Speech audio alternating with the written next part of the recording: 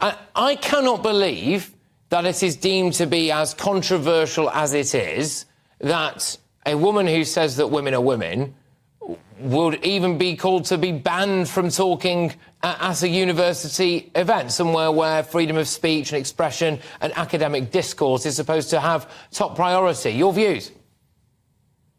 I completely agree with you. I too have written a book about these issues, as Kathleen has, and I too have been called things like Nazi and hateful and bigot and transphobic for pointing out that there are two sexes and that sex cannot literally change.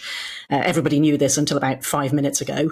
And now it's become suddenly unsayable on campuses where the slogan "trans women are women" has somehow managed to freeze what are meant to be the brightest and best minds of our youthful generation.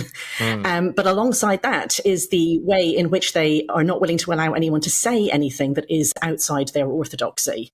So, OK, they can disagree if they want, but they have to allow people to say what they think, surely.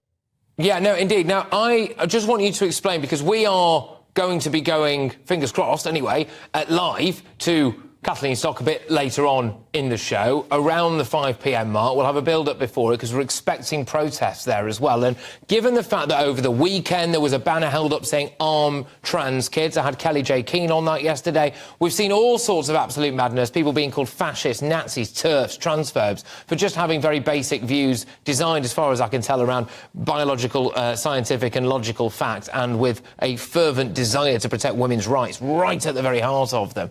What is actually going on today? Just explain the situation to our viewers and listeners, please.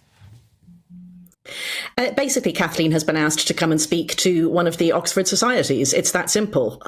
Hundreds of people come and speak to these societies of all sorts of views, all across the political spectrum. Much more controversial people have been asked to speak in the past and not faced this.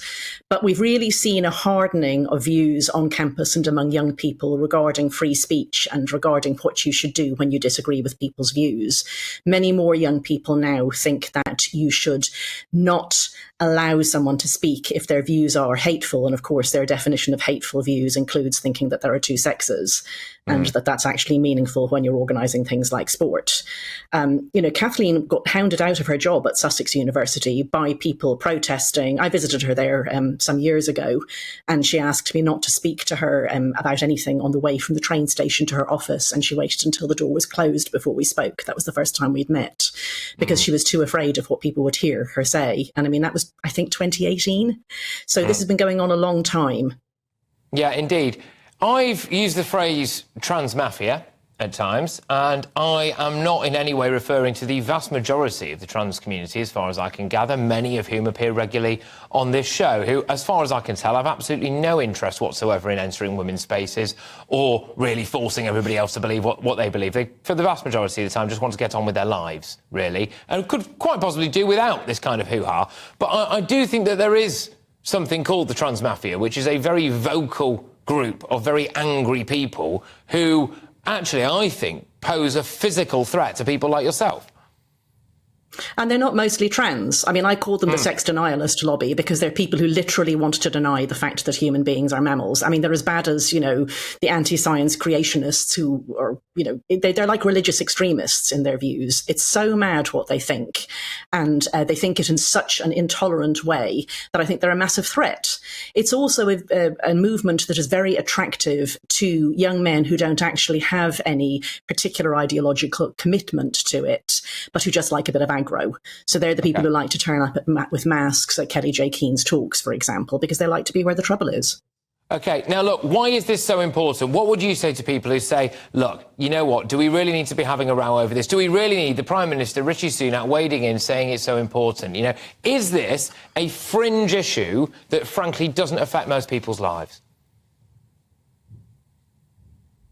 Well, since everyone has a sex, everyone needs some of their rights to be based on their sex, and in particular, women and children do. So you can't have women's sports if you don't know that female is a meaningful category. You can't have female-only rape crisis centres, prisons, other vulnerable spaces like that, showers at the gym.